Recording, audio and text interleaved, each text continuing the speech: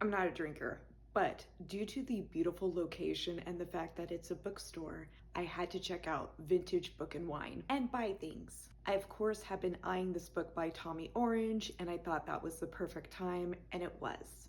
I'm not gonna lie, the events of everything that's been going on has been really getting to me, so my reading habits have been kind of on the side, but I'm glad that I overcame that and I actually picked up this book this month.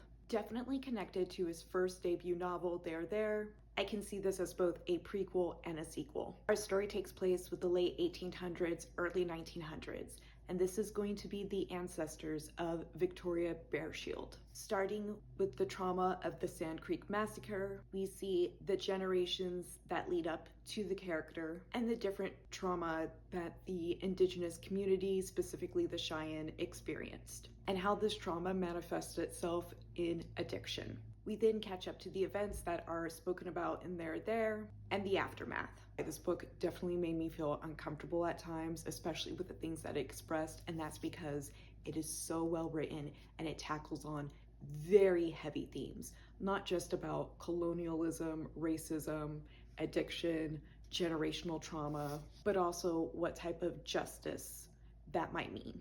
This book had me sobbing 3 different times.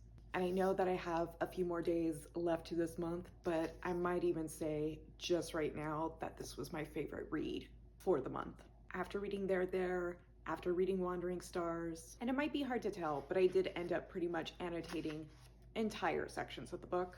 I'm gonna say, beyond being an auto-buy author for me, Tommy Orange is one of my favorite authors I've been lucky to discover and read in the last few years. Have you read Wandering Stars yet? Have you read anything by Tommy Orange yet? If so, make sure you gush about it in the comments below.